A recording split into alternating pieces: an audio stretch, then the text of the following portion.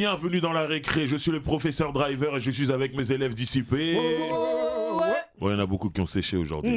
Ils vont être collés à la rentrée. Hein. Ils ont eu peur du froid. Mais c'est pas grave, nous on est là et on va débattre comme d'habitude. Et pour ce, nous avons un invité spécial. Lui, c'est un directeur. C'est pas un élève qui nous vient d'une autre école. C'est un directeur. Et pour ceux qui ne le savent pas, on appelle ça les hommes de l'ombre, mais il a bossé chez Génération, par exemple. Génération, la radio, 88.2 pour ceux qui connaissent, qui savent. Time Bomb, freestyle, Time Bomb en 96, voilà, là, tu peux y aller parce que... On les a entendus, les freestyles des Time Bomb là-bas. Donc c'est bon, là, c'est le moment. Et Move aussi. La radio en question, et aujourd'hui il est toujours chez Radio France. Je dis toujours parce que Move c'est chez Radio France et il a un autre poste et il va nous expliquer exactement lequel, mais tout d'abord j'aimerais qu'on accueille comme il se doit monsieur Bruno Laforesterie. Merci de l'accueil. Voilà. Merci à vous. Donc on est content de te recevoir. Tu peux nous dire quel est ton titre, ta fonction aujourd'hui? Je suis directeur du développement de Radio France et du studio Radio France. Donc je m'occupe de différents sujets à Radio France, qui sont les émissions de télé, les podcasts, les éditions de livres, etc. Voilà. Okay. Et la différence, c'est que c'est pas que pour Move, c'est pour le compte de toutes les antennes de Radio France. Il y a 7 antennes qui vont de France Bleu à France Inter, en passant par France Musique. Voilà. Ouais. Donc un nouveau terrain de jeu après 8 ans à Move. Ok, très bien. Alors on va faire l'appel rapidement, hein, ça va être rapide aujourd'hui. Mais Colo, comment vas-tu? Écoute, ça va. J'aurais un shout-out à passer à Keto pour son projet Zone Bleue, c'est le nectar. Voilà, je pense qu'il faut aller diguer ça. Et si j'avais été une artiste rap, j'aurais voulu avoir cette carrière. Ah, c'est beau. Ah, franchement, ouais, je pense que c'est une des plus belles, et on le cite pas souvent. Mais je pense que c'est une des plus belles carrières du rap français. Il a marqué ma génération avec Sniper. Il a continué, il accompagne des jeunes artistes. Il est hyper bienveillant par rapport à tout ce qui est le rap aujourd'hui, ce qu'il peut être. Il est hyper bienveillant, notamment, je l'ai vu avec un artiste que j'adore, Solalune. Donc voilà, encore une fois. Et les big up Limsa Dolnay aussi. Et big up Limsa Dolnay. Ils vont sortir avec Isha. Attention. Un album commun. Attention. Et ouais, et big up aussi à Isha. On s'est croisés à Marseille, je l'ai vu en concert. Et si vous voulez apprendre à gérer un concert sans voice-over, allez voir Isha. Ça pique. Isha très chaud sur scène. Vraiment très chaud. Un de mes artistes préférés. Je confirme. Voilà. Barberiche, comment vas-tu? Ça me fait bizarre d'être là, moi. Même moi, je regarde, je cherche de ce côté habituellement. Je suis entre Mao et Penda, là. Voilà. Ouais, ça va. Okay. Ça va, et toujours de mieux en mieux, parce que on voit que le programme plaît. Parce que du coup, je rencontre beaucoup de gens qui passent un big up toujours à toute l'équipe, parce qu'ils suivent tous les épisodes de manière assidue. Et grosse force à tout le monde, parce que si vous n'êtes pas là, on n'est pas là, donc ça va. Vérité. Ça fait plaisir. Booba, comment vas-tu? Les bails, les airs, Jomb, on dit Mogop, à Mogo, on dit Flocop, à Floco, et big up aussi à Isha. Je l'ai eu au téléphone il y a peu. Ouais, je sais. Je sais. Il est venu en concert à Massy, tout ça. Il m'a dit je suis là, mon frère. Je dis mais je suis pas là, moi. J'étais déjà ailleurs, tu vois. Mais voilà, Isha, on voit ça te plaît et tu vas venir ici même. Voilà. Je pense que même peut-être qu'il a en tête des trucs. Bref, on en parlera après. On va parler. Très bien. On va débattre comme d'habitude et aujourd'hui le sujet c'est Radio France et le rap, mariage d'amour ou de raison. Qui veut se lancer en premier avant Bruno? Moi, je veux bien me lancer. Bruno, on l'a mis dans un bourbier déjà. Est-ce qu'il y a vraiment un débat? C'est un mariage normal.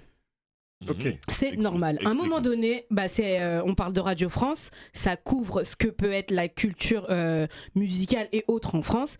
S'il n'y a pas de rap, je vois pas l'intérêt en fait. C'est à un moment donné, ça laisse dans l'ombre toute une partie de la culture aujourd'hui qui est importante, parce que en vrai, en termes de volume d'écoute en France aujourd'hui et depuis quelques années déjà, c'est le rap qui génère le plus de volume d'écoute. Donc à un moment donné, si ça s'appelle Radio France, donc c'est la France dans sa globalité, plus les dom-toms, faut pas les oublier non plus. Hein. C'est la France. Ça. C'est la France. On parle de... Non, mais parce que des fois, on a tendance à... On va, sur le papier, c'est la France. Nous, donc ici, il faut on le dire. est inclusif. Hein. Ouais, t'as dit sur le papier, mais dans les esprits. J'ai bien dit ce que j'ai dit sur le papier. Donc c'est la France. Donc c'est qu'à un moment donné, oui, c'est normal en fait. Ça me paraît tout à fait... Et moi, je suis d'une génération, voilà, les post-trentenaires. C'est dur. Mais... ça va, c'est bien. 30 ans et le nouveau 20 ans. Oui, c'est ça. Et il y a toujours une... moi, j'ai toujours eu une petite frustration, en fait, Alors oui, il y avait Skyrock, il y avait Génération et tout, mais toujours une petite frustration que la culture hip-hop, que le rap soit traité un peu comme le parent pauvre de la culture française. Et je pense que qui est Move, donc du coup, parce que qui n'était pas une radio rap de base, c'était électro et rock, il me semble. Voilà, rebascule sur ce qui pouvait être du rap, et on va pas parler de pop urbaine, non, on va mettre les termes, on va dire juste du rap. Et ben au bout d'un moment, c'est normal en fait. Il y a toute une génération qui a grandi avec ça, qui a été bercée à ça, qui ont bercé leurs enfants à ça. Aujourd'hui, voilà, si le rap est ce qu'il est aujourd'hui, c'est aussi grâce à ceux qui l'ont fait, qui l'ont écouté, qui l'ont perpétué, à une époque où voilà, le rap sentait un peu mauvais. Et pas qu'un peu. Et je trouve que oui, c'est normal. Et c'est pas que rendre justice, c'est pas faire l'aumône au rap que. En fait, non, c'est le rap qui a braqué le truc et c'est normal. À un moment donné, oui. C'est un mariage qu'on appelle ça mariage de raison. Non, c'est un mariage normal. Je me dis que si on fait référence aux relations humaines, il semblerait que les mariages de raison durent plus longtemps que les mariages d'amour. Oh. On dirait, disons-nous les choses. Là, tu rentres sur un terrain, attention. Oui, bon, voilà, on voit nos parents qui sont là ensemble depuis 60 ans, 40 ans. On voit les nouveaux couples aujourd'hui. Moi, je sais pas, c'était pas un mariage de raison, les miens, mais ils sont ensemble depuis 50 ans, donc comme quoi ça peut fonctionner. Bon, après, l'amour arrive avec le temps. Nous, les moyens sénégalais, c'est des délégations. Là, tu commençais à t'embourber. C'est un terrain glissant. Les Maliens, Sénégalais, tout ça, là, c'est des délégations qui viennent et qui, voilà, délégations d'hommes, enfin, un papa qui vient avec ses fils et dit, bon, toutes tes filles là se marient avec tous mes garçons. Tu vois ce que je veux dire? Donc, voilà, je parle bon, c'était comme ça avant, jadis, tu vois. Et moi, je me dis que, voilà, Bruno, qui à un moment donné était, voilà, patron de Génération, je sais pas quand a eu lieu parce qu'il y a eu un mercato à un moment donné. Tu vois, de plein d'animateurs de Génération qui sont allés à Move. Je ne sais pas si ça coïncide au même moment où toi, tu es arrivé à Move, sur Radio France. Il va nous répondre quand tu vas. Mais vous aurez tous les secrets. Voilà. Je suis totalement libre de ma parole. Voilà. Très bien. Donc, quoi qu'il en soit, moi, je pense que, voilà, comme j'ai dit, les mariages de raison durent plus longtemps que les mariages d'amour, selon des statistiques. Aujourd'hui, il y a un mariage sur deux qui finit par un divorce. Et les gens disent s'aimer, mais ils divorcent vite. C'est beaucoup. Tu vois. Et je me dis que si l'arrivée de Bruno coïncide à ce mercato et qu'à un moment donné, il y a eu de l'amour dans ce mariage, je pense que Bruno doit, a dû y contribuer à cet amour dans ce mariage. Tu vois. Voilà, c'est ce que je voulais dire. Ok, très bien. Avant que Barberich parle, est-ce que tu peux nous répondre par rapport à cette période de mercato? Est-ce que c'est toi qui as emmené des gens de Génération chez Move? Évidemment, on a un peu de temps là. Hein. Oh oui, on peut y aller. J'ai vu, on va y aller. Non, déjà, faut resituer le truc. Par rapport à ce que tu dis, moi je suis évidemment à 100% d'accord. En fait, même dans la question, déjà Radio France, il y a toujours eu toutes les musiques jouées sur Radio France. Il y a un ancêtre à Radio France qui s'appelait Radio 7, et Sydney, il a commencé à Radio 7. Ouais. C'était la seule radio qui jouait de la funk, qui jouait toutes les musiques noires, etc. Dans les années 80, aussi à Paris en Ile-de-France, et à Radio France. Au rez-de-chaussée, il y avait à l'époque tous les danseurs de funk qui venaient, et Sydney était animateur. Ça a duré un temps, il n'était pas le seul. Hein. Et quand tu regardes dans les archives de l'histoire de la culture, pas que hip-hop, la culture de la musique en général, Radio 7 a été quand même une radio très importante. Et nos ancêtres, nos anciens, on parle aussi avec aussi des yeux pétillants. Voilà. Donc ça, c'était aussi Radio France. Ensuite, quand tu prends toutes les radios, évidemment, France Inter, c'est la plus grande et Move la dernière, qui s'appelait Le Move avant, il y a toujours eu toutes les esthétiques musicales qui ont été jouées à un moment donné. Voilà. Et évidemment, des groupes qui avaient pignon sur rue déjà à l'époque, les NTM, IAM, ça ont toujours été joués à Radio France. Il n'y a jamais eu de moment dans l'histoire de Radio France, et ça, j'en suis témoin, parce que j'étais de l'autre côté de la barrière, où il y a eu un boycott dans le genre musical pour le genre musical. Après, quand on regarde dans le détail le fait qu'à un moment donné, le rap était ultra puissant, était déjà puissant, commençait à l'être avant, et ensuite représentait, avec l'émergence de YouTube, Spotify, une part hyper importante, c'est vrai qu'à un moment donné, la Radio France, on jouait proportionnellement beaucoup moins que la réalité de ce qu'on pouvait entendre sur les plateformes ou qu'on pouvait entendre. Voilà. La réalité ensuite de la radio en France, moi j'ai commencé à travailler à Génération en 92, donc tu vois. Ça date de 30 ans aujourd'hui, hein, donc j'ai 50 ans aujourd'hui. Hein. Voilà, et j'étais. Voilà, on fait tout pour. Tu les fais carrément pas. Le rap, ça maintient jeune. Hein, mais Colo, toi qui te plaignais de tes 30 ans, regarde. Non, je vais avoir 35 ans, c'est pas que je me plains de mes 30 ans. Et à l'époque, en 92, la radio Génération, elle ne s'appelait pas Génération, elle s'appelait EFM Intergénération. Elle était dans un hôpital, c'est mon père qui l'avait monté, il était docteur là-bas, et moi j'étais stagiaire, j'aidais l'histoire. Et effectivement, de 92 à 96, c'est resté à l'hôpital. Et après, ça a déménagé dans mes bureaux Bouvard-Ménilmontant que tout le monde a connu. Je pense que tout le monde a connu. Moi, j'ai même connu l'hôpital. Et toi, tu as même connu l'hôpital, effectivement. Et aujourd'hui, on a vécu plusieurs périodes. Il y a une période où il y avait plus de rap à la radio. Quand Nova s'est arrêté, vous avez vu la série, il y a tout un truc actuellement autour d'un thème, l'histoire est vraie. Nova s'arrête. Il y a quelques radios libres, associatives qui commencent à s'y mettre, dont EFM, qui ensuite est devenu Génération. Il y avait un peu ALIG, un peu FPP, qui était aussi rentré un peu, qui avait des petites émissions par-ci par-là.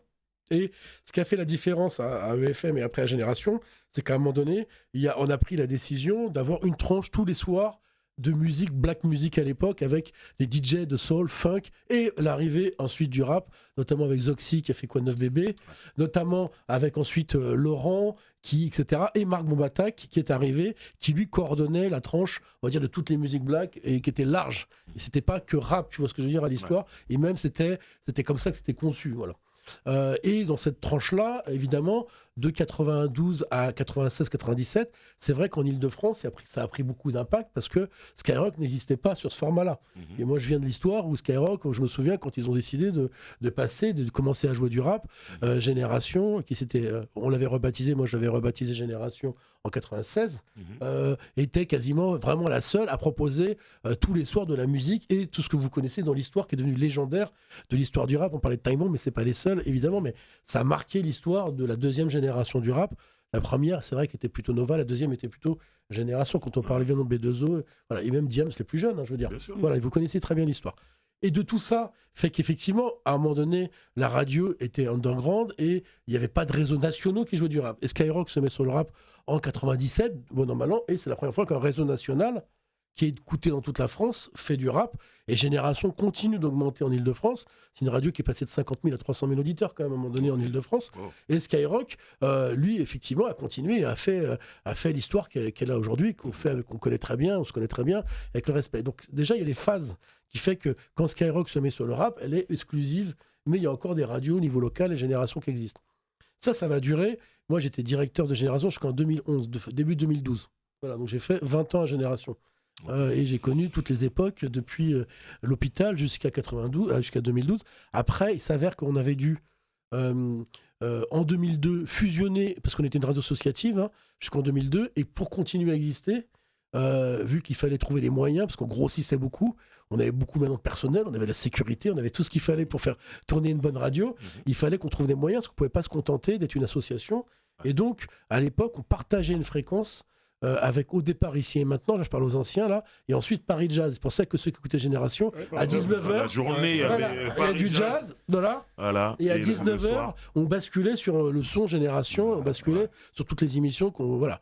Et ce franc n'était pas très loin à un moment donné, etc. Et on a bien gros vu. Big up à lui. Voilà, gros big up à lui et à tous les autres, évidemment. Et en 2002, il s'est posé la question de comment devenir une radio avec des moyens commerciaux pour avoir de la publicité, pour grossir, parce que la radio avait déjà beaucoup d'audience, peu de moyens, même si on aidait. Moi, j'avais déjà une entreprise à côté, on soutenait, on produisait Génération, c'était dans nos locaux Bouvard-Ménilmontant, qui était une entreprise d'internet et de médias de presse. Il y avait Radical, il y avait Magic, il y avait Vibration, donc on avait fait un groupe de presse. Et Génération était au milieu de tout ça. À un moment donné, en 2002, il a fallu fusionner les deux fréquences et on s'est associé avec aux gens de Paris Jazz à 50-50 et pour faire Génération Paris Jazz et après Génération. Et c'est là, entre guillemets, que je dis pas que les ennuis ont commencé, mais quand tu fais entrer de nouvelles personnes que tu connais pas, qui connaissent pas ni le game, ni ton culture, ni le truc, ni l'histoire, tu fais un nouveau projet, une nouvelle société. Et là, il y a eu des difficultés, des discussions entre des gens qui ne se connaissaient pas d'entrée. Et ce qui a fait qu'on a trouvé un accord, que mon père est parti, que moi, après, je suis resté comme directeur général pendant 10 ans, et qu'à la suite, je suis parti, parce que j'étais plus actionnaire de l'histoire. Et qu'en 2012, j'ai dit, OK, maintenant, c'est plus mon histoire, on a grandi, la radio se porte bien, les gens existent, et moi, une nouvelle histoire commence. C'est important que je raconte cette histoire avant de parler de Radio France, parce que c'est pas juste on arrive, mariage, raison, amour, tout ça. C'est une stratégie et c'est aussi une histoire de personnes, d'hommes, de femmes, une histoire industrielle, une histoire de la culture, une histoire de la musique, parce que tous les artistes aujourd'hui qui ont plus de 30 ans, on va dire, ou 35 ans, ils ont tous été à un moment donné à Génération, ils se sont tous lancé ou participé au projet, ce qui veut dire qu'après, quand je suis arrivé à Move en 2014, c'était plus facile parce que je connaissais globalement tous les artistes et à peu près tous les protagonistes de l'histoire.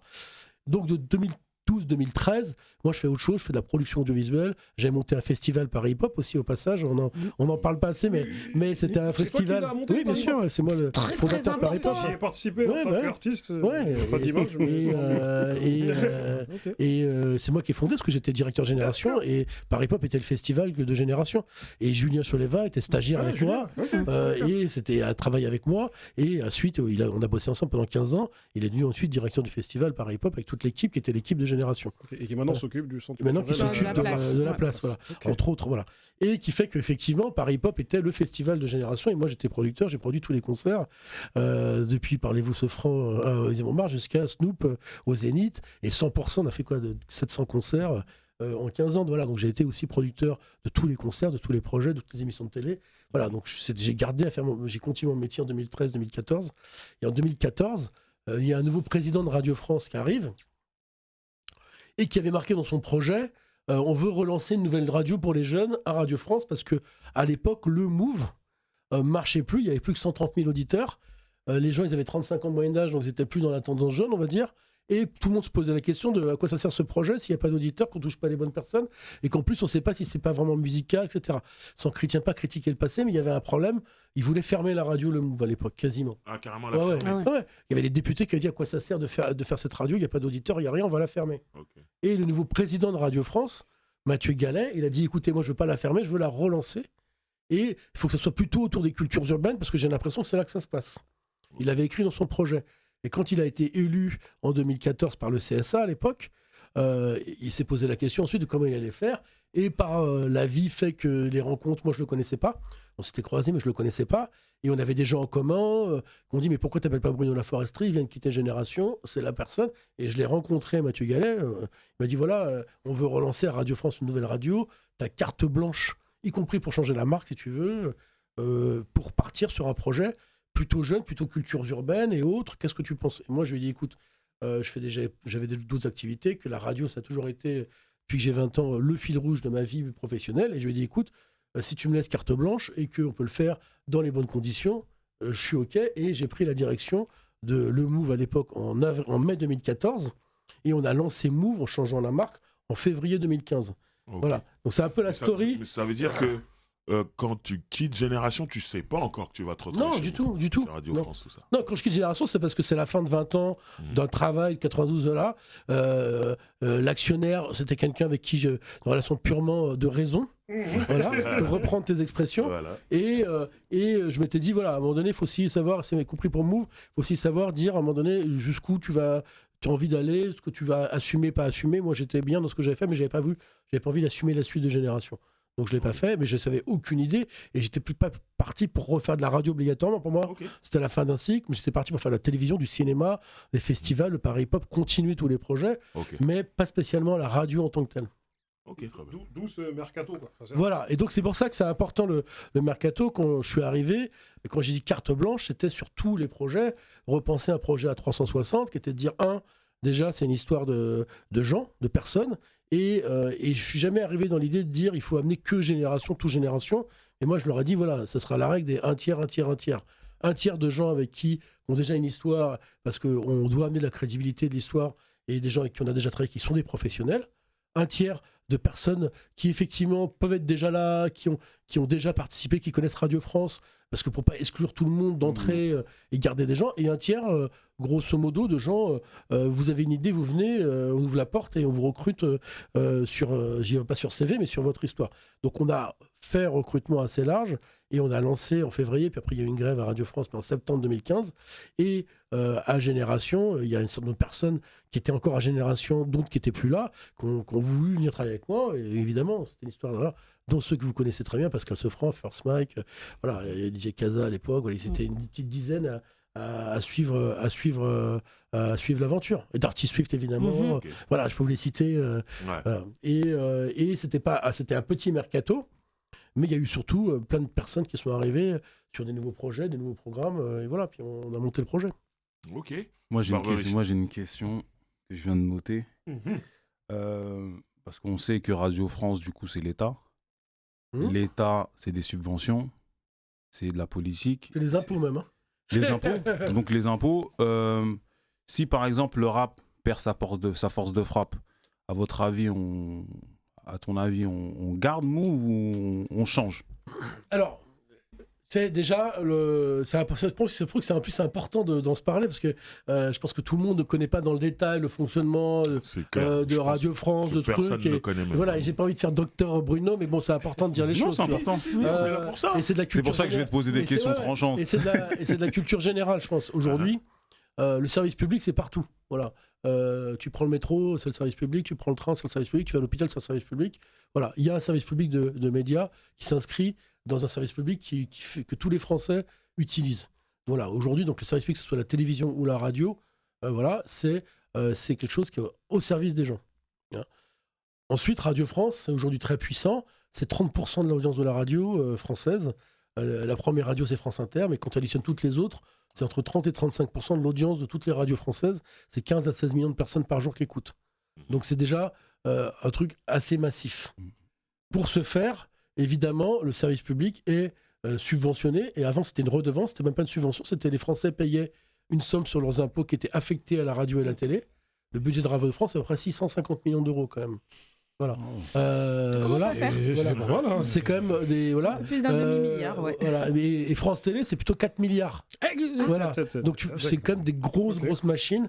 À Radio France, il y a 4500 salariés. En fait, il n'y a pas 6 radios, il y a 50 radios, il y a 44 radios locales. Dans toutes les villes de France, tu as une radio qui s'appelle France Bleu, qui est une radio locale. Ouais. Et donc, en fait, tu as 50 radios, dont 6 nationales. Donc voilà, c'est quand même une grosse entreprise. Ensuite, en partant de là, par rapport à ce que tu disais, il y a la question de savoir qui on doit servir, tous les Français. Et il y a un vrai sujet qui est les jeunes. C'est-à-dire, aujourd'hui, la radio et les jeunes, déjà, c'est deux choses différentes. Déjà, dans ma génération, ça allait. Puis ensuite, au fur et à mesure, on sait que les jeunes écoutent de moins en moins la radio parce qu'ils sont branchés sur les autres réseaux, et vous le savez. Il n'y a pas le réflexe qu'il y a un poste de radio chez soi encore ici. Ça peut arriver, mais c'est rare. Et les jeunes, ils ont leur téléphone. Et ils ne vont pas obligatoirement sur la radio, l'application. Ils vont peut-être aller sur Spotify ailleurs. Donc déjà, il y a un sujet de comment faire en sorte de garder un contact avec les jeunes. Parce que, un, c'est du public français. Et deux, s'ils n'ont pas l'habitude de venir chez nous, ils ne viendront pas à 50 ans. Hein. Voilà. Donc déjà, il y a une obligation de Radio France de penser à comment toucher les jeunes. Évidemment, pour ça, il faut avoir des supports type radio. Et Move a été prévu pour ça parce qu'on a fait une conquête de nouvelles audiences. Quand je suis parti, il y avait 500 000 auditeurs. Je suis arrivé, il y en avait 130 000. Voilà, donc, et les 400 000 qu'on a pris, c'était plutôt des jeunes entre 18 et 27 ans, 30 ans. Voilà, donc on a eu des nouveaux auditeurs et auditrices. Donc déjà, c'est une obligation pour Radio France de continuer à exister, d'avoir des nouveaux auditeurs et auditrices. Ensuite, pour la question du rap, pourquoi ? Parce que moi, quand je suis arrivé, je n'ai pas nulle part, j'avais fait 20 ans de génération. Ouais, tu avais cette sensibilité aussi. Voilà, donc non, mais ça, je suis arrivé, j'ai dit, c'est moi qui ai dit ce que je voulais faire. Sinon, on m'aurait dit de faire un truc comme ça, j'aurais dit, je ne sais pas faire ou je n'ai pas envie. Donc j'ai dit, voici mon projet. C'est pas de refaire Génération, parce qu'on a déjà fait Génération. C'est de faire quelque chose qui est dans le temps, qui donne sa place au hip-hop, à la musique, mais pas très large, mais qui donne sa place aussi à des débats et autres. J'ai fait venir JP Zadi, des battles, ça c'est toutes mes équipes. JP, il était avec moi Génération à l'époque déjà, parce qu'on avait fait déjà des projets avec lui, etc. On a monté des battles avec JP et Tanguy Bloom et autres. Et derrière, il y avait aussi le fait de faire de la musique différemment, et c'est là que j'ai recruté Issam Krimi, pour lancer le Move Live Show au départ, Et ensuite, j'ai lancé le hip-hop symphonique, dont je suis le producteur encore aujourd'hui. Et effectivement, c'est-à-dire, on amène quelque chose de nouveau. On va amener à Génération la musique, des DJ, trucs, les artistes, mais on va aussi amener les artistes en live avec des musiciens. Ça se faisait pas à la radio. Et même les grosses radios et autres faisaient du freestyle. Et moi, j'avais fait les freestyles, je connais par cœur. J'ai fait toute ma vie. Et dans Génération, en face de mon bureau, il y avait le freestyle. Donc, pour ceux qui sont venus à Génération à l'époque, vous savez comment ça se passait. Donc, j'avais pas besoin d'expliquer ce qu'on allait faire. Par contre, il n'y avait pas les 12 musiciens, des choristes, il n'y avait pas l'orchestre philharmonique. Et ça, quand j'ai vu à Radio France qu'il y avait un orchestre, il y avait 400 salariés musiciens, j'ai dit c'est incroyable, il faut les utiliser pour nos projets. Voilà. Et donc, on est parti d'une base et on a, j'espère, essayer de l'améliorer, d'ajouter, de la rendre plus complexe et d'en faire un projet global qui était très lié effectivement à notre savoir-faire, à mon savoir-faire, aux gens. Et par rapport à ta question, moi je suis pas à la tête de Radio France, je suis pas le président. Il est élu tous les 5 ans. Et là, il y a une élection qui a lieu en janvier, donc ça arrive là. Ça serait une erreur, certainement, de ne pas laisser sa place aujourd'hui à la musique numéro 1 chez les jeunes. Donc je serais le premier à le dire que c'est une erreur. Après, est-ce que ça doit se faire à la radio de la même manière ? Est-ce que la radio FM va continuer d'exister pendant encore 20 ans ? Ça, c'est un point d'interrogation. Voilà, je veux dire, il faut laisser sa place à la culture et aux jeunes, aux bonnes personnes, et ensuite faire en sorte de trouver les bons canaux pour le distribuer, pour toucher les gens. Voilà. Après, on se posera d'autres questions, mais... Donc, si je comprends bien, de base, si on reprend les termes de notre intitulé, de base, c'est un mariage de raison, parce que l'une des directives, en tout cas des prérogatives de Radio France, c'était qu'à un moment donné, il fallait qu'il y ait une radio, en tout cas, qui ait cet aspect cultures urbaines et tout ça. Et qui touche les jeunes. Et qui touche les jeunes. Par rapport à mariage de raison. Mathieu Gallet, il n'était pas dans le peural ou quoi que ce soit. C'était un président qui dit voilà, je suis à la tête d'une entreprise, je dois toucher tous les publics et ce sujet-là. Et c'est une stratégie éditoriale et marketing. Et il y a la personne qui vient monter le projet, qui est la personne selon les critères, et je ne mets pas des fleurs, qui est le plus légitime, le plus professionnel pour en faire ça, et il monte le projet, voilà. Après, quand ça marche, on est content, quand ça ne marche pas, on rend son tablier. Et du coup, au vu de ton parcours, toi, tu y apportes cette notion d'amour, si puis-je dire. Parce que, au vu de ton parcours, t'aimes cette musique, t'aimes cette culture et tout ça, tu vois. Et je sais qu'aussi, on l'a dit tout à l'heure et tu l'as dit, tu as aussi cette notion de diversité aussi, dans une de tes missions, tu vois. On sait que ce mot diversité, il a apparu en 2005, tu vois, à l'époque des révoltes urbaines, avec Harry Roselmack, qui a été le premier présentateur noir du JT, tu vois. Et moi, je me dis, aujourd'hui, au vu de certaines modifications qui a eu lieu dans Move, c'est-à-dire notamment la suppression de certaines émissions dans l'After Rap, est-ce que maintenant, il n'y a pas une diminution en termes de mission, tu vois ? C'est-à-dire, en termes dans ta mission de diversité, est-ce qu'il n'y a pas une diminution au vu de ce qu'on peut voir aujourd'hui, là, tu vois, le fait qu'il y a des émissions qui n'existent plus forcément, mais qui vont peut-être être remplacées par d'autres. Oui, voilà. Déjà, moi, aujourd'hui, par respect pour les gens qui travaillent à Move, tu vois, c'est quand tu es dans un projet, etc., j'ai un avis et il est plutôt positif et je regarde ce qui se passe avec affection, tu vois. Après, je vais pas rentrer de pourquoi ce franc, il est plus à Move, etc. Il le dira, parce que c'était aussi la fin d'un cycle pour lui. Et il y a Ismaël aujourd'hui qui a une émission quotidienne. Gros big up à lui. Voilà, qui est un super gars qu'on a découvert à l'époque. Voilà, non, mais il était dans plein d'émissions, je veux dire. Voilà. Il y aura peut-être quelqu'un d'autre qui viendra un jour à sa place. Ou voilà. Donc je pense qu'aujourd'hui, ce qui est important, c'est les personnalités. Il y a des émissions de week-end qui ont été lancées moins de 10K. Il y a des personnalités nouvelles qui arrivent.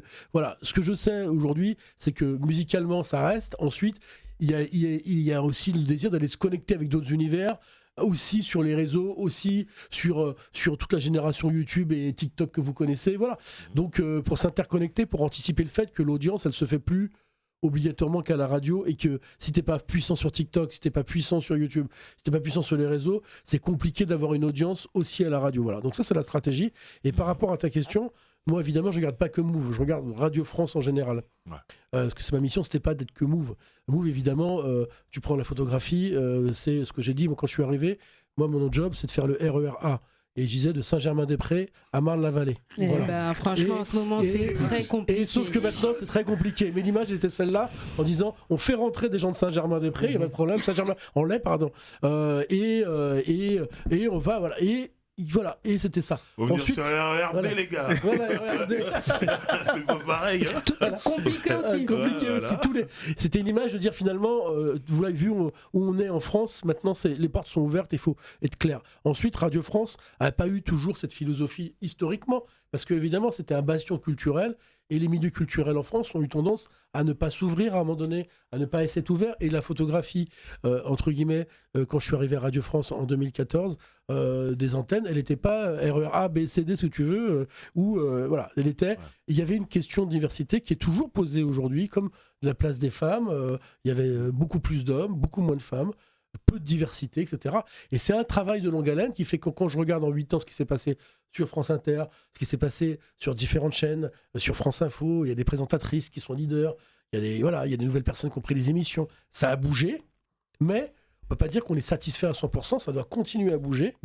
Et ça doit bouger certes sur les antennes, et aussi derrière les antennes, où là c'est encore un gros sujet, parce que les gens, à Radio France, quand ils sont là, ils restent 20 ans, 30 ans, Ouais, les journalistes, mais c'est cool. et il y a un renouvellement qui est faible, et ça c'est un vrai sujet, et c'est un de mes chevaux de bataille. Excuse-moi, en fait, c'est cool que tu sois sur la diversité parce que du coup, c'est vrai que souvent on a ce débat de manque de représentation. Les femmes ont ce débat de manque de représentation à juste titre. Hein. Bah, c'est la vérité. Et que hein. ce soit un homme qui soit qui incarne un peu ce combat, c'est intéressant. Et du coup, toi, comment tu défends ça?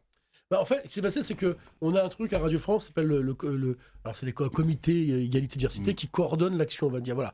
C'est une grosse entreprise. Moi, j'ai découvert, je suis passé d'entreprise de 20 à 50 personnes, où c'était un peu la famille, on faisait un peu, voilà, à une boîte de 4500 personnes, où tout se gère avec des CSE, des syndicats, des comités. J'ai appris ça aussi. Alors après, j'avais une formation, à l'école, j'avais appris des trucs, mais j'ai appris aussi comment on gère une entreprise de 4000 personnes, publique en plus, avec chaque chose doit être négociée dans des bonnes pièces, avec les bonnes personnes, etc. Donc on a un comité. Avant, c'était 2 femmes qui étaient avant moi, les directrices de FIP. Et quand Sylvie m'a dit prends-le, j'ai dit oui, pas de problème, il y avait 2 filles, c'est bon. Donc on a beaucoup progressé sur l'égalité, parce qu'à Radio France, on est grosso modo proche de 50-50 aujourd'hui sur tous les invités, tous les experts et toutes les voix d'antenne. C'était plutôt 35 il y a 7 ans, 6 ans. Okay. Donc aujourd'hui, Radio France est une entreprise quasiment paritaire sur ses antennes et dans sa direction, parce qu'il y a beaucoup de femmes, la présidente est une femme, la rédactrice en chef, la directrice de la rédaction de France Inter, Catherine, est une femme. Donc ça a beaucoup progressé sur ce sujet. Et on est une entreprise, on vient d'avoir décerné un label égalitaire qui s'approche de l'égalité à 50-50 selon tous les critères. Ensuite, il y a la question de la diversité visible, ça veut dire qu'on voit à l'antenne. Alors souvent, il y a eu un débat à Radio France, oui, mais on ne voit pas à l'antenne, c'est des voix. Comment tu reconnais des voix, des grosses voix, des petites voix, des voix féminines? Oui, voilà. Oui. Moi, j'ai toujours dit, c'est pas une question de voix, c'est une question d'incarnation, parce que tout le monde est sur les réseaux. On sait finalement si on représente visiblement une minorité en France ou pas, sachant qu'on est un pays, je dis souvent, nos amis ultra-maras, moi, j'aime pas sa minorité, est-ce que tous les Français sont représentés à juste titre sur les antennes? Et on voit très bien qu'il y avait un sujet, parce que quand tu fais la photographie, c'est pas le cas. Ouais. Voilà. Et souvent, j'envoie ça en DM à Booba, je dis regarde. Mais toutes les photos. C'est bizarre. C'est bizarre comme dans les maisons de disques, c'est bizarre. Et ça a plus progressé sur ce qu'on voit les antennes, les productrices, les producteurs, quand tu regardes, quasiment qu'en back-office, où c'est des gens qui rentrent à 22, 23 ans et qui, fortent à 60 ans, par exemple les journalistes, ils rentrent à 25 ans, et puis ils font toute leur carrière. Et chaque année, tu as des gens, mais sauf que si tu fais pas le travail dans les écoles de journalisme, finalement, tu n'as pas le vivier. Et la problématique qu'on a aujourd'hui à Radio France, on a 800 journalistes. Là, c'est des gros trucs. En fait, et on recrute dans les écoles chaque année des journalistes pour faire un concours. Mais les écoles journalistes, fais la photographie des écoles journalistes aujourd'hui. Tu vas dans les 10 écoles journalistes, la diversité, elle est faible. Ouais, mais donc elle n'est pas ouverte, cette diversité dans les écoles de journalisme. Elle est ouverte sur le papier. C'est que derrière, c'est à 18 ans que ça se décide, à 16 ans. Il faut y avoir accès. Il faut y avoir accès. Et des gens comme Sciences Po, ils ont fait beaucoup de progrès. Parce qu'il y a 30% qui viennent des REP, des lycées de quartier, etc. Maintenant à Sciences Po. Donc ça change. Heureusement, il y a un nouveau vivier qui arrive. Mais ça prend du temps. Et la question, c'est de savoir pour nous, comment on va faire pour passer à côté des écoles, pour aller en direct sur les personnalités. Et c'est vrai qu'aujourd'hui, Move a été un moyen pour certaines personnes de rentrer à Radio France aussi et d'exister par le biais, parce que sans passer par la case journaliste. Voilà. C'est vrai. Ouais. Non, mais c'est vrai. C'est une chance. Voilà, mais c'est un chantier qui est très complexe, parce que ce que tu peux faire à l'antenne, un directeur d'antenne peut dire je te prends toi ou toi ou toi. C'est sa responsabilité. Après il se plante, il part, tu vois. Et c'est la vie. Par contre, il peut pas dire je change toute la rédac. Parce que les gens, ils sont salariés, ils sont en CDI. Ils disent, je suis rentré. En plus, on connaît les fonctionnaires, c'est compliqué. C'est pas des fonctionnaires. Ah, ils sont pas fonctionnaires. Non, c'est pas des fonctionnaires. C'est des gens en contrat à durée déterminée. Après, ils sont pas. Dans les faits, ils restent. Hein, je veux dire. Okay. Sauf si tu fais une faute professionnelle de ouf et que tu fais un faux reportage et que tu bitonnes un truc. Oui, mais ça n'y arrive pas, tu vois. Mais voilà. Et donc, en fait, c'est des chantiers structurels qui sont des chantiers liés à l'éducation, qui sont liés au fait de dire tu peux devenir journaliste même quand tu as fait tel parcours, tu peux exister. Et en fait, tout notre travail, moi j'ai lancé l'Académie des antennes de Radio France d'été, c'est de dire pendant l'été, les stages, les CDD, tous les petits jobs d'été dans les antennes, il faut ouvrir un max à des gens qui n'ont pas les réseaux. Parce que si tu fais pas ça maintenant, on les aura pas après. Voilà, j'étais un peu long là-dessus, mais c'est important de dire que moi je suis conscient du chemin à parcourir là-dessus, et je considère que même, parce que quand j'ai fait, on a fait progresser des choses, mais il y a encore une large marge de progression. Mais est-ce que tu n'es pas dans une mission qui est un peu trop difficile? C'est-à-dire qu'on sait que dans plein de domaines en France, il y a ce manque de diversité, tu vois, et on a l'impression qu'on est dans un espèce de conservatisme non avoué, tu vois, c'est-à-dire dans plein de domaines, ça manque, tu vois. Est-ce que toi, maintenant, tu n'es pas dans une mission qui est un peu trop difficile, et en plus, tu portes cette culture qui est une culture issue de gens qui sont pas forcément bien vus, tu vois? Est-ce que c'est pas trop difficile, ça? Alors, c'est une mission difficile au sens... ce qu'il faut éviter, c'est d'être le entre guillemets, le prétexte. En plus, tu vois, moi, tu me vois, tu vois mon nom, tu dis, mais Bruno Lafrancais, il n'y aurait aucun rapport avec la diversité, ni avec les femmes, aussi même. Les femmes, j'ai une mère et des enfants et une femme. Voilà. Après, moi, j'ai une histoire parce que mon père est d'origine haïtienne. J'ai une grand-mère qui habite à New York, qui est haïtienne. Moi, j'ai la moitié de ma famille qui habite New York, dans le Queens, et qui vient d'Haïti. Donc, j'ai aussi une autre vision de la culture des Caraïbes. Tu es de la famille à Rick Ross, c'est ça? Pas directement, pas directement. Mais voilà. Et donc, la difficulté pour moi, c'est de dire, faut pas servir de prétexte. On fait des choses parce que Bruno Laforesterie, il a une forme de crédibilité, il a fait des choses dans sa vie, et on ne peut pas lui dire qu'il n'a pas mis de la diversité à Génération ou à Move, etc. Parce que dans les faits, moi j'ai toujours dit, je fais ce que je suis, c'est ce que je fais. Je vais parler de moi, parler de ce que j'ai fait. Et c'est pour ça que je suis toujours en retrait, et généralement, y compris avec tous les artistes, je m'entends très bien, et il n'y a jamais eu un sujet en ce qui me concerne, quasiment avec aucun artiste en France, parce qu'ils savent très bien, je leur dis, si tu as un problème, vois ce que j'ai fait. Si ce que j'ai fait te pose un problème, on en discute. Mais c'est pas moi le sujet, c'est ce que j'ai fait avec les amis, hein. Donc voilà, donc le problème là-dedans, c'est de servir de prétexte et que rien n'avance. Moi, j'essaye, et de l'autre côté, tu te dis, si je le fais pas, qui va le faire? Qui a les bonnes clés pour faire avancer le truc? Voilà. Si tu mets quelqu'un qui n'a pas les clés, voilà. Et donc, je me suis dit, je suis utile parce que je fais avancer des dossiers. Puis de temps en temps, je me dis, j'arrive pas, il y a des trucs que j'arrive pas à faire passer parce que je me sens un peu seul, mais pas uniquement. Mais c'est un chemin personnel de dire, voilà, à un moment donné, moi j'ai toujours dit, le jour où je suis arrivé à ma limite, je passe à autre chose. Mais je sais que j'ai fait avancer des dossiers, des choses qui se sont passées, et par rapport à la culture, aujourd'hui, le rapport de force, il est plutôt en faveur, parce que moi, mon réseau, c'est plus le réseau des années cinéma, des années 80 de la musique. Mon réseau, c'est tous les gens de l'humour aujourd'hui. Parce que après, j'ai lancé quasiment, participé tous les humoristes avant le Jamel Comedy Club. Après, il y a eu évidemment Alban Ivanov et toute la bande, parce que j'avais produit pour Canal+, Canal Street. Donc avec eux, c'est moi qui les ai lancés avec Issa Doumbia. Issa, c'est ma sœur qui est son agent, qui est une agent de cinéma. Donc voilà, donc on est au milieu d'un réseau aujourd'hui où tu vois que ce soit de la comédie ou de l'humour. JP Zadi, il me dit souvent, Bruno, il y a 18 ans, on a fait un documentaire ensemble, il n'avait jamais travaillé sur Magic System en Côte d'Ivoire, et maintenant il a un César. Donc moi, les gens avec qui je roule, musicalement, éditorialement, c'est les gens qui aujourd'hui pèsent énormément dans le game culturel français, dans la musique, dans le cinéma. Voilà. Et c'est mon réseau aujourd'hui, parce que c'est mon histoire de 25 ans. Donc aussi, c'est plus facile de dire, écoutez, on fait avancer les gens, parce qu'aujourd'hui, la culture, elle avance, c'est les gens qui la représentent. Mais il y a encore des verrous dans les directions, dans les trucs, parce que il faut aussi savoir emprunter les bons chemins. Il y a la question des études. Voilà, la diversité à l'ENA, c'est un sujet. Hein, je veux dire, et c'est pourtant à l'ENA qu'on apprend à diriger les administrations publiques. Ouais. Voilà. Et tant que voilà, il faut travailler là-dessus. Il y a une envie.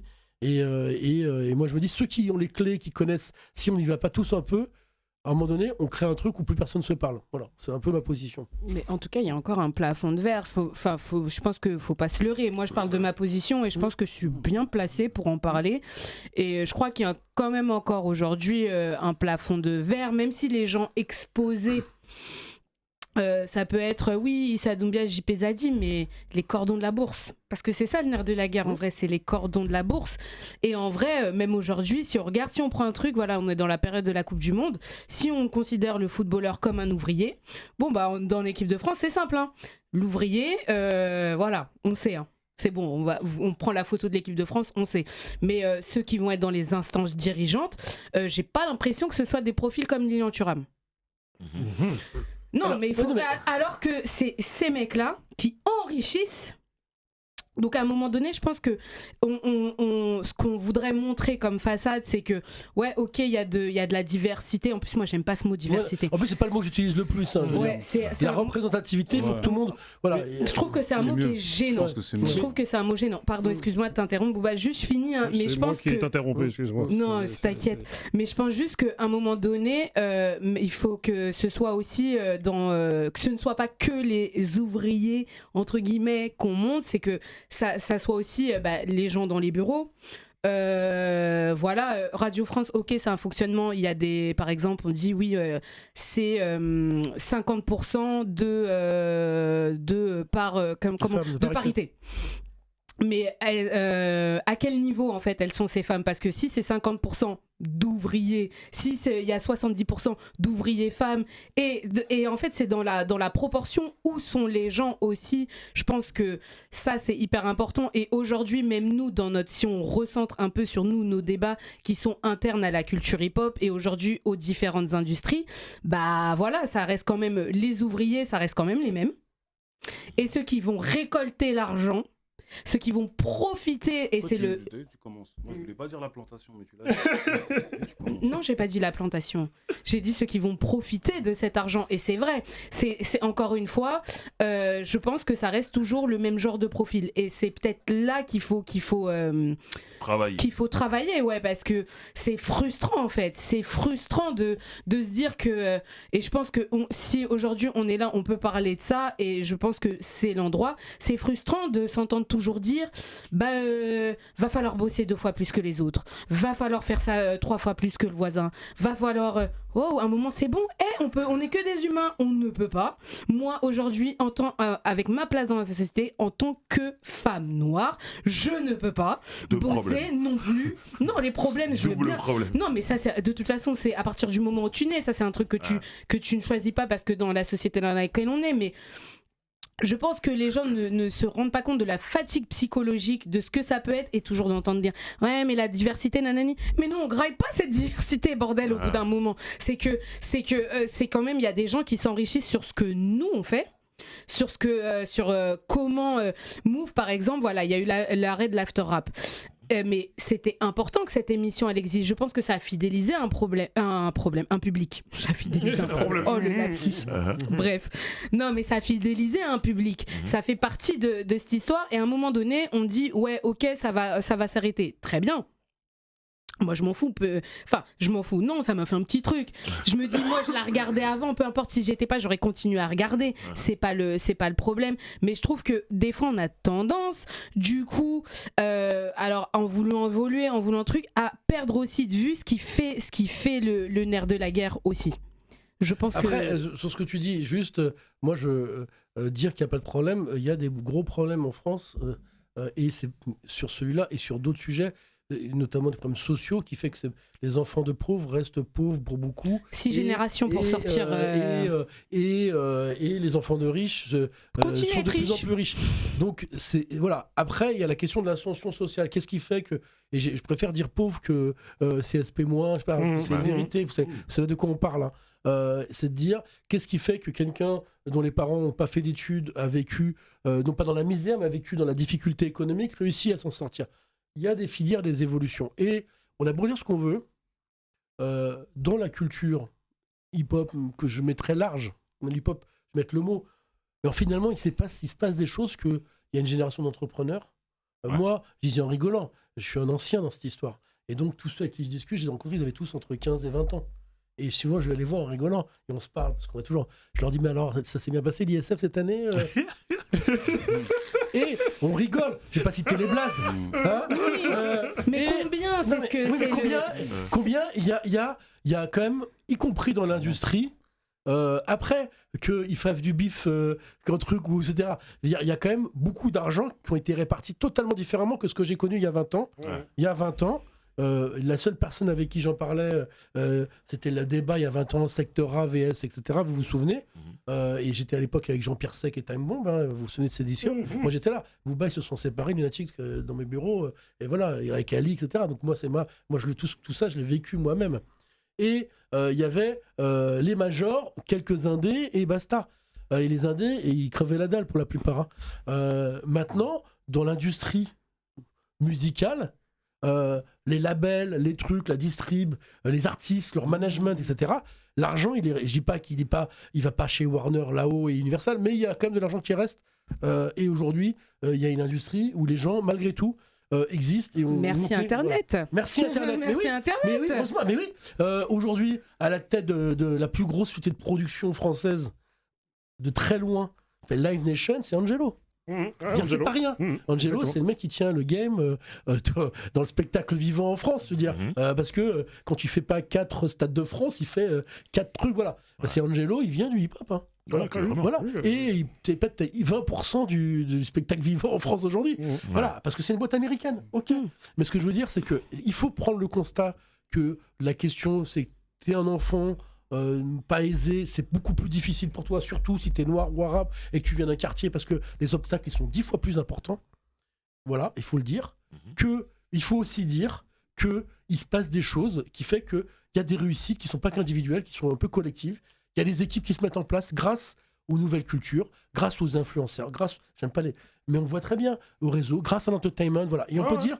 Faut sortir de l'entertainment, ça c'est certes, ça bouge. Ouais, mais dans la mode, vous l'avez vu chez LVMH, il se passe des choses. Tu balades chez Louis Vuitton, je pense que c'est pas la même chose qu'il y a 10 ans où il y avait pas. Voilà, maintenant, les équipes, tu dis, les gens ils viennent de partout. Mais par contre, dans les instances institutionnelles, là ça bouge pas assez. Ouais, c'est de ça. Mais pour finir, est-ce que dans tout ce microcosme-là, tu vois, Radio France et autres, toi tu passes pas pour le vilain petit canard à apporter cette culture qui est issue de ces gens-là, comme j'aime bien dire, tu vois.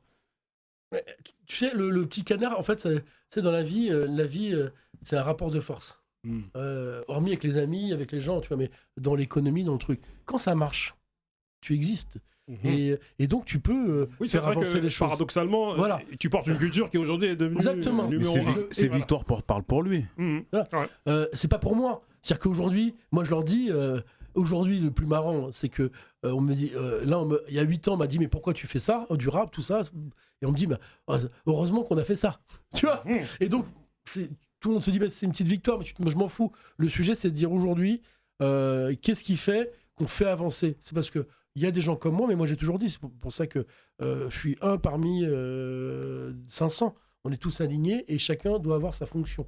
Moi, j'ai une fonction qui est plutôt celle que j'ai occupée, qui était plutôt en back-office, de manager, de diriger des médias et des écosystèmes, et de faire avancer les gens, et de mettre en avant des personnalités, des gens, et qui elles-mêmes ont réussi, et après on reste ensemble parce qu'on travaille ensemble. Mais chacun a sa fonction, et on avance. Après, ça plaît pas à tout le monde, parce qu'il y a une partie du rap qui est très décriée sur le fond. Il y a une partie des gens qui disent, mais cette culture que tu promeus, est-ce que tu fais l'autocritique aussi? Et moi, je suis amené à discuter avec des collègues en mode, bah oui, je fais l'autocritique, je suis pas d'accord sur tout. J'ai vu évoluer aussi le truc depuis 30 ans. Les valeurs, vous êtes ici, hip-hop, les valeurs, le truc, voilà, qu'est-ce qui se passe, qu'est-ce qu'on met en avant, qu'est-ce qu'on promeut, voilà, et ces sujets, donc moi j'ai toujours dit, c'est 51-49, on n'est jamais d'accord à 100%. Moi je vais toujours dire, ouais, 51%, voire plus, c'est positif. Après, il faut aussi se dire que quand c'est négatif, il se passe des trucs de dingue ou des choses qui sont faites, il faut aussi le dire, parce que si tu fais pas ton autocritique, t'es plus crédible, tu vois. Je l'appelle le rap de Gogol, mais c'est mon avis. Moi j'ai une dernière question. Ça sera la fin. Ouais, j'ai une dernière question, parce que tu parlais tout à l'heure de service public. Il y a la télé aussi, qui est dans le service public. Tout à fait. Et pourquoi à la télé, du coup, on veut pas cette représentativité? Alors là, ou elle n'est pas forcément la télé, ça a beaucoup bougé. Et aujourd'hui, tu prends les fictions, tu prends tout ce qui se passe, y compris sur France Télévisions. Hein. Aujourd'hui, c'est pas les mêmes acteurs qu'il y avait il y a 10 ans, ça c'est garanti, c'est chiffré. Ensuite, on aime ou on n'aime pas, tu regardes Culture Box en ce moment, t'as les concerts de toutes les esthétiques musicales. Ouais, Culture Box, ouais. Voilà, parce que c'est la télé, c'est là où il y a les concerts. Tu vois des trucs même de variété, tout ça. Il y a des artistes, on va dire, qui pèsent dans la variété ou trucs qui pèsent, qui sont représentés. Moi, je viens d'une génération où le rap était wanted, c'est-à-dire qu'on pouvait pas imaginer mettre un rappeur au milieu d'une émission de variété ou une émission, c'était non, on veut pas tout sauf ça. Voilà, non, c'est plus le cas, il y a plus d'ostracisation. Mais parce qu'ils n'ont pas le choix que de faire avec nous. Je suis d'accord, mais c'est parce que les jeunes ont donné de la force à cette culture et qu'à la fin, les gens qui sont à la tête de ça, ils ont des enfants de 20 ans qui se butent sur le rap toute la journée, donc à un moment donné, eux-mêmes en sont conscients. Donc il faut se dire qu'effectivement, il y a là où ça avance, évidemment. Tu vois les journalistes de la rédaction de France 2 et tu entends les prénoms, les trucs, c'est pas les mêmes gens qu'il y a 10 ans, il y a des gens qui viennent de partout, tu le sens très bien que ça bouge. Donc il y a des choses qui bougent. Voilà, maintenant, c'est vrai qu'on peut se poser la question dans les instances, dans les directions, etc. Pourquoi il n'y a pas assez de représentativité ? La parité, ça a fonctionné parce que aujourd'hui, c'est vrai que dans la direction, c'est souvent 50-50 de femmes. Cette question-là, elle est encore devant nous. Et moi, voilà, je suis le premier à le dire. Maintenant, voilà, le fait est que plus la culture sera forte, plus ça aidera, en tout cas sur nos sujets. Finissons, tu vois. Ouais. Je dirais juste pour répondre à la Si vous voulez, hein, moi je. Tiens, là, je vous sens que. Tiens. Il y a d'autres gens. C'est pour ça. Pour répondre à la question qu'on avait posée à la fin initiale, tu vois, Ouais. mariage de raison ou mariage d'amour, Radio France, le rap, moi je dirais que c'est un mariage de raison, mais un peu d'amour au vu de la contribution de M. Bruno qui est présent avec nous ici. Voilà, après, je suis pas Radio France. Hein. Je suis quelqu'un qui dirige Radio France, un des dirigeants. Et je l'assume, et c'est une belle entreprise. Après, aujourd'hui, voilà, tu regardes la puissance d'un Orelsan, c'est même plus du rap, tu vois, c'est du rap, mais c'est plus large que ça. C'est très large, mais c'est surtout tellement puissant en termes d'audience qu'évidemment, France Inter fait tout pour bosser avec Orelsan parce que il touche énormément de gens. Je prends lui comme voilà, au même titre qu'un Damso. Hein, voilà, France Inter, Damso Il a eu a avec fait un freestyle à 9h15 salle sur France Inter. Mais c'est normal. Mais c'est normal. Et cette année, on fait Hip Hop Symphonique en prime time sur Canal, diffusé sur voilà. Il y a des choses qui avancent. Maintenant, il faut qu'on reste vigilant. On aimerait bien venir à Hip Hop Symphonique. Vous êtes toujours invité d'ailleurs. Là-dessus, vous savez nous trouver. Hein. Très bien, en tout cas, merci beaucoup. Merci, bravo pour ce que vous faites. Parce que, merci à toi. En tout cas, merci pour ta franchise. Vraiment. Voilà, merci. On est là pour ça. Voilà. Merci à toi, Bruno. Merci d'être venu. Merci à vous. On attend vos commentaires, bien sûr, en dessous la vidéo. C'était la récré et on se dit à la semaine prochaine.